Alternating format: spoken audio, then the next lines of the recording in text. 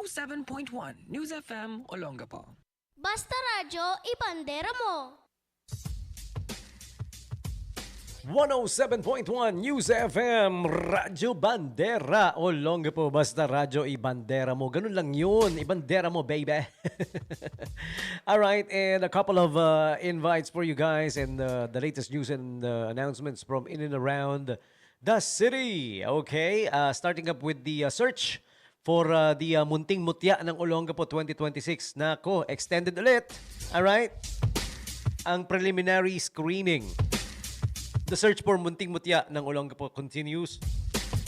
Screening is now extended up until March 19. Ano na bukas? 17, ano? So, 3 more days to go. 16 ngayon eh.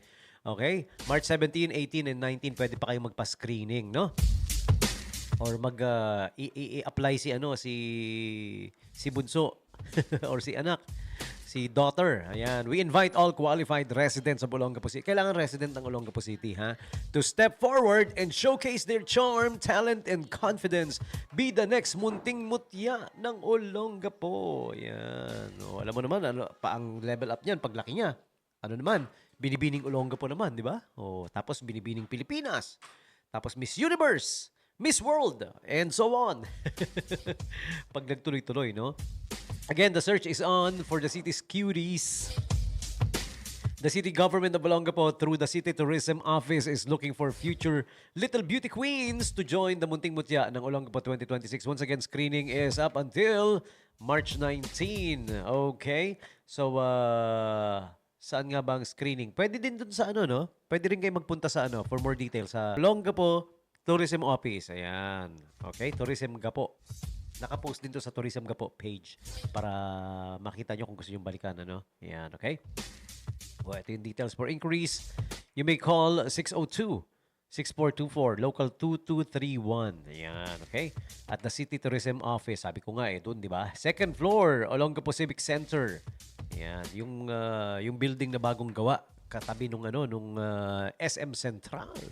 At SM Super Mall. SM Central. Pero yung SM Downtown, ha? Yung downtown naman, yung sa kabila, sa along Magsaysay Drive, nag 3-day sale. Congratulations! Successful 3-day sale ng SM City Olongapo Downtown, ha?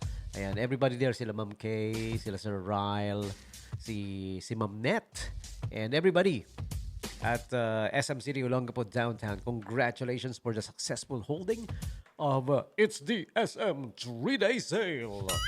Up to 70% off on grapevines.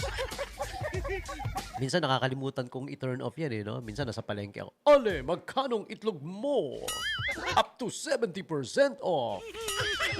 Sabi nung nagtitinda ng itlog, ay lugi kuya. 70% off. Minsan nadadala ako nadadala ko. And also, excuse me po. Makati pa rin ang lalamunan. Alam niyo naman tong weather na to, no? Yun yung nagbibigay sa atin ng phlegm voice. Pero minsan sexy phlegm ang tawag ko dyan Kasi minsan if you have this, mas lalo pang gumaganda minsan yung boses mo no? Di ba? Is it just me or kayo rin you think so, no? Ito naman yung the cruise season is in full swing at the Subic Bay Freeport. Ayan, darating yung next batch of cruise ships na magdadock sa Subic Bay Freeport. The next cruise ship playground. Kasi I'm an SBM employee, minsan I'm being invited to be tour guide para sa mga na mag-tour guide sa mga cruise ship natin na dumarating. Kaya I am announcing this, no? Okay? March 14, nung March 14 dumating yung MB Crystal Symphony, tapos na, no? Ang next sa March 26 na, Adora Mediterranea. MB, Adora Mediterranea. Okay? March 26, 2026. Okay? March 30 naman, the MS Amadea. Amadea. Amadea. Amadeus ba yun? Sorry. Amadeus pala yun. MS Amadea, March 30, 2026. MS Piano Land. Ang ganda ng pangalan ng ship na to, no? MS Piano Land. Pagpasok mo, wala kang makikita ni isang piano. Dapat meron. At dalawang batch to. Dalawang beses, no? Isang April 6, isang April 16, 2026. Oo, di ba? Ginanahan na sila sa atin sa Subic Bay Freeport. Yan. We're announcing this dahil alam nyo naman, pag dumarating itong mga to, contiguous area of the Subic Bay Freeport, nakikinabang din, di ba? Dahil pag nagtuturo yung mga nakasakay dyan, minsan umiikot sa beautiful places to visit in the Subic Bay Freeport, in Olongapo City, in as far as Bataan and Zambales, may mga pinupuntahan silang lugar eh, di ba? Okay, so again, that's the cruise ship schedule for you. Alright, sa mga naghahanap ng trabaho, ayan, meron tayong job opening announcements dito coming from our friends at the SBMA Labor Department. Okay, basahin ko lang ha. Hindi ko lalahatin to kasi pag nilahat ko to, promise, aabutin tayo ng 2028. Sa dami ng nakapost na, na job opening sa SBMA Labor Department page. Puntahan nyo lang po yung SBMA Labor Department Facebook page. Okay?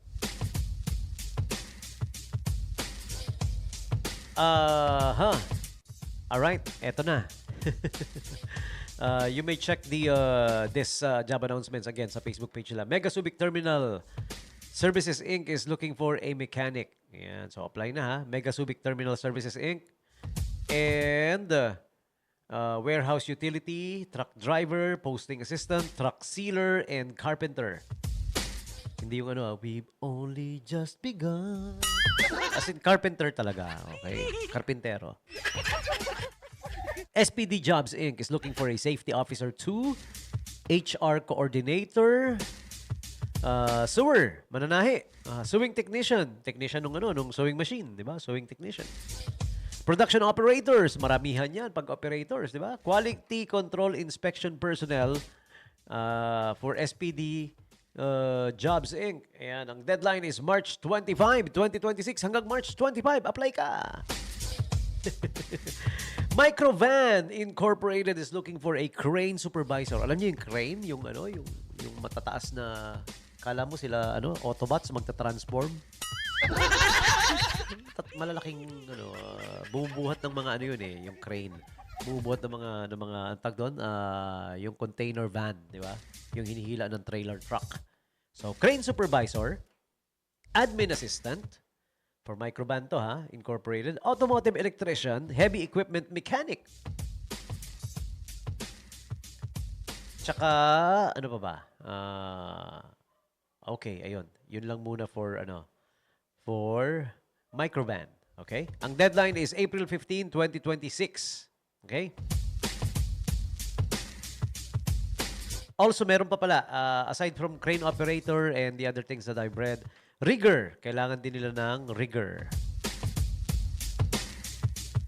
And once again, the deadline is on April 15, 2026. Eltong pala, Eltong. Eltong Subic Incorporated is looking for an HR and admin assistant. Okay? And La Jolla Subic Inc. is looking for a cashier and steward. Yung sa Eltong, ang deadline is March 23. HR and admin assistant. For cashier and steward at La Jolla, March 30, 2026 ang deadline. Okay? Ayan, so yan na lang muna. That's it for now kasi ito yung latest postings. Marami pa, mga naunang postings pa. Pag binasa natin, matatagalan tayo. Abutin tayo ng 2028 promise. Okay, so next up we have the invites coming from our friends at SM City Olongapo Central and SM City Olongapo Downtown. Again, katatapos lang nung 3-day sale. I wonder who won the car. Okay, and here's the invites for you. Maxed out Army celebrations. Ang Army, yan yung fans ng BTS group. Okay, SM fandom is locked in, Army. The Arirang era is almost here and we're getting ready for the most awaited comeback of the year, OT7 Energy Fan Moments and Maxed Out Celebrations is coming your way. Watch out for BTS events at your most loved SM City, SM Malls.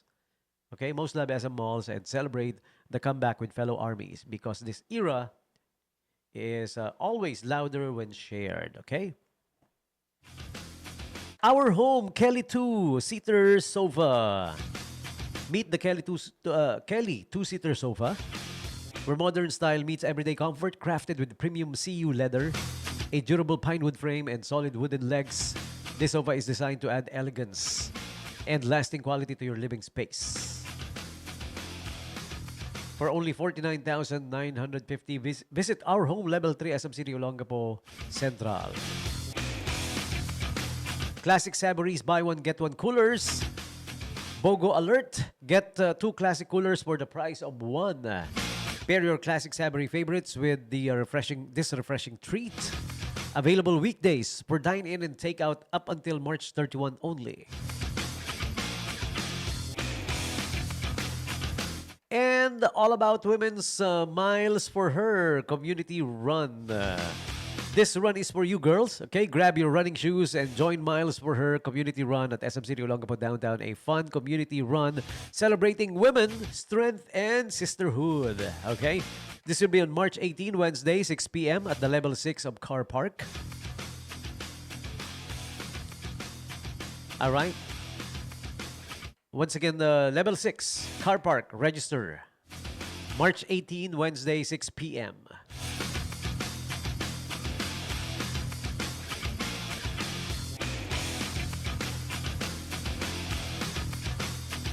And discover something new on the big screen with SM Cinemas Discovery pricing. Catch a special memory, and this is not a test for a special price. Ayan. 3 dates ito ha. Meron pang isa na natitira kasi 16 na ngayon. Bukas 17. March 12, 16, and 17. Yung Metro Manila pricing, 199 na lang. Outside Metro Manila, 180 na lang. Ayan. Big screen movies for less. Only at SM Cinema where big moments live.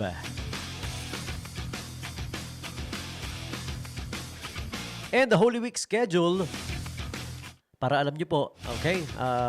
For the Holy Week, mall hours of SM Central, starting up with March 30 to April 1, 10 a.m. to 9 p.m. Ang March 30 to April 1, okay? For the SM Supermarket, April 2, Monday, Thursday, 8 a.m. to 6 p.m. Okay? April 3, Good Friday closed. The mall is closed April 2 and 3. Ayan, Monday, Thursday, and Good Friday. However, April 2 yung supermarket open, 8 a.m. to 6 p.m. April 4 to 5, Black Saturday, and Easter Sunday, 10 a.m. to 9 p.m. That's for SM Central. For SM Downtown naman, mall hours, 10 a.m. to 9, March 30 to April 1. And closed ang mall ng April 2 and 3, of course, except for SM Supermarket. April 2, Monday, Thursday, 8 a.m. to 6 p.m. April 3, Good Friday, 8 a.m. to 5 p.m. April 4 to 5, Black Saturday to Easter Sunday. Black Saturday and Easter Sunday, 10 a.m. to 9 p.m.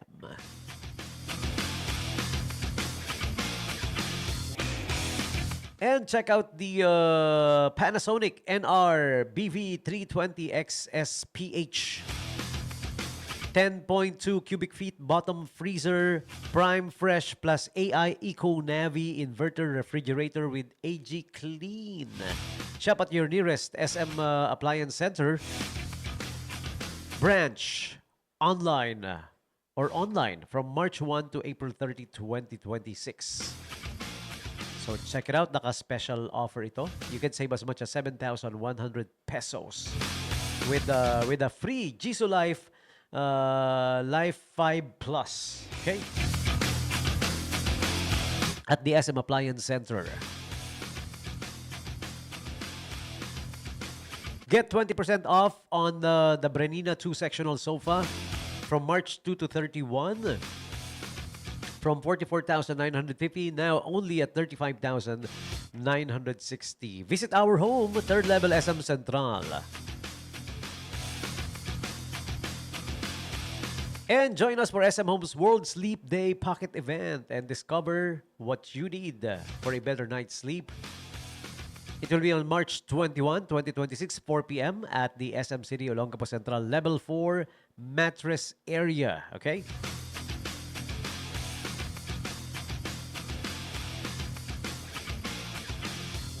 Let the summer jump begin.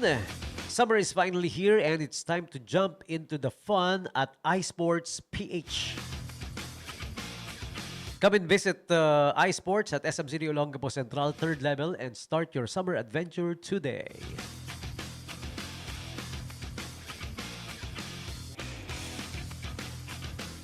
coupon via the SM Malls online for a chance to win 500 peso gas card. Win free gas, okay? So your next full tank might be on us. Visit the link at the smmallsonline.com. Okay, nandoon. Mahaba yung link eh. Yeah, but just look it up there at the SM Facebook page, nandoon din, of course, and at the SM official website. Mang Inasal is here in Olongapo. Are you ready to make ihaw sarap and unli saya memories? See you at the level 3 of SM City Olongapo downtown. Nagbukas na ulit yung Mang Inasal sa level 3 of SM City Olongapo downtown, okay? So you guys check it out. All right. That's about it. The invites coming from our friends at SM City Olongapo Central and SM City Olongapo downtown, okay? And in compliance with the Memorandum Circular number 114 issued by the Office of the President directing all government agencies and instrumentalities to strictly adopt energy conservation protocols which began March 9. And please be advised, Office of the Deputy Administrator for Legal Affairs, Labor Department shall adopt the schedule of 8 a.m. to 5 p.m. Monday to Thursday only and work from home sila ng Friday. Yan, okay? Advisory from the SBMA Labor Department, Legal, at saka ng SBMA Legal Affairs Group. I got this announcement from our friends at SBMA Labor Department. Pero lahat ng yung iba't ibang departamento ng gobyerno nag-adapt nito, na naka-Monday to Thursday muna. Majority of it. Yung iba yung format ng iba. Pero majority of it, Monday to Thursday lang ang pasok, 8 to 5. Tapos karamihan Friday, work from home. Yung iba naman, binago yung schedule ng Monday to Thursday, pero hindi work from home yung Friday. To simply adhere to the order of the President na mag 4-day work week muna in line with the grabing pagtataas ng gasolina. Okay? Kaya minsan, di ba, pag may kausap kayo, madalas mainit ang ulo, unawain nyo na lang baka galing sa gas station yan. Tapos si Mahal, pag sinabi ni Mahal, dalhin mo naman ako sa mamahaling lugar, di mo na ako pinapasyal, dalhin mo sa gas station. Okay, that's about it for me. Sana matapos na, matapos na rin yung para ang hirap-hirap na nga ng buhay nating mga Pilipino eh. Di ba, nanawagan ng presidente, nanawagan ng mga government officials natin na magtiis, magtipid. Diyos ko, hindi pa po nangyayari to. Nandoon na kami sa stage na yan, nagtitiis, nagtitipid. Hanggang saan babatakin ang sinturon, hindi ko alam. Hanggat kaya pa. Wala na eh. Di ba? Wala nang matitipid, malalaman mo na hindi ka nagtitipid kung hindi ka nakakabili ng luho. Yan yung barometer niyan. Kung ang nabibili mo ng halimbawa, pagkain nyo ng araw-araw, mga kailangan ng bata, kailangan ninyo, ng anak ninyo, ng pamilya nyo, nagtitipid yan. Kasi ang hindi nagtitipid, yung nakakabili ng luho. Halimbawa, imbis na ang cellphone, Android lang, iPhone, pare. Yan ang luho, di ba? May iPhone, tapos walang makain yung pamilya. I-adobo mo yung iPhone, pare. Alright, so ayan, konting tiis po. Ang Pilipino naman noon pa, nagtitiis na talaga no? Alam mo kung bakit? Hindi na tumino yung ekonomiya natin. Kaya parang alam nyo, parang, for me, this is just me, this doesn't necessarily reflect the points and views of the station and the people working for Radyo Bandera. It's just me. Para sa akin, pag sinabihan ako na magtiis, magtipid, parang naiinsulto ako eh. Gusto kong sagutin na buong buhay po namin, nagtitiis na kami. Ano pang gusto nyo? Grabe na. Lumaki kasi ako mahirap. Alam mo yun. Lumaki ako mahirap. Nung bata pa kami, nung maliliit pa kami, 6 kami magkakapatid, yung sala namin nagiging bedroom sa gabi. Nilalatagan lang ng banig, no? Diba? 6 kami, sala, nagiging bedroom. Si Bunso, nasa dulo. Kailangan wag balikot kasi pag gumulong siya, kalsada na eh.